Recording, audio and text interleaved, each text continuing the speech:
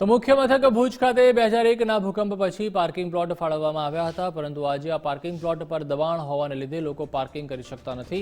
આ સમસ્યા ભુજ શહેર માટે માથાના દુખાવા સમાન બની છે। જે તે વખતે ભુજ શહેરના ટાઉન પ્લાનિંગ દરમિયાન પાર્કિંગ પ્લોટો ફાળવવામાં આવ્યા હતા, તેમાં ધીરે ધીરે દબાણ થઈ ગયા હતા, જે આજે પણ યથાવત છે। શહેરમાં ટ્રાફિક સમસ્યા દિન પ્રતિદિન વધી રહી છે। વેપારીઓએ અવારનવાર પાર્કિંગ પ્લોટ મુદ્દે રજૂઆત કરી છે, તેમ છતાં કોઈ ઉકેલ નથી આવ્યો। પાર્કિંગ પ્લોટની વાત કરીએ, જ્યારે ભુજમાં ભૂકંપ આવ્યો અને રીડેવલપમેન્ટ થયું ભુજનું, ત્યારે કલેક્ટરશ્રીએ 36 પાર્કિંગ પ્લોટ માત્ર વાણિયાવાડ, અનમ રિંગ રોડ અને છસીબારી રિંગ રોડને ફાળવેલા હતા।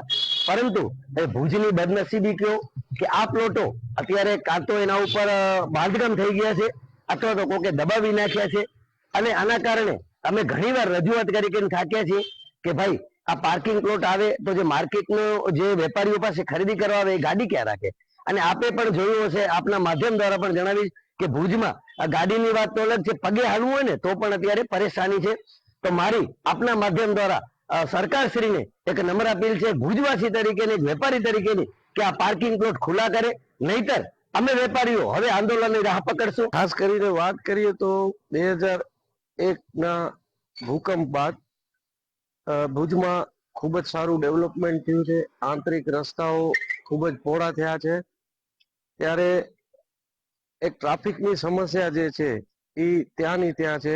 એનું કારણ મને એમ લાગે છે કે જે મોટા શહેરોમાં પાર્કિંગ પ્લોટ એલોટ કર્યા છે, તો આ ભુજમાં ટાઉન પ્લાનિંગમાં જો આ પાર્કિંગની વ્યવસ્થા ત્યારે રાખવામાં આવી હોત તો અત્યારે આ ટ્રાફિકની સમસ્યા જે ભુજમાં નડી રહી છે એનું નિરાકરણ આવે એવું લાગે છે। ભાડા દ્વારા અલગ અલગ જગ્યાએ 17 જેટલા પાર્કિંગ પ્લોટ છે, જે તે સમયે નગરપાલિકાને સુપ્રત કરવામાં આવ્યા હતા, અને અત્યારે 17 પાર્કિંગ પ્લોટ છે એ નગરપાલિકાના હસ્તક અને ટ્રાફિક પોલીસના ધ્યાનમાં રાખેલા છે, જેથી પાર્કિંગ ત્યાં કરાવી શકાય અને પાર્કિંગનો પ્રશ્ન ઓછો થઈ શકે। ભુજમાં જે ટ્રાફિક સમસ્યા વધી રહેલી છે એમાં 2-3 વસ્તુઓ પર કામ ચાલુ છે।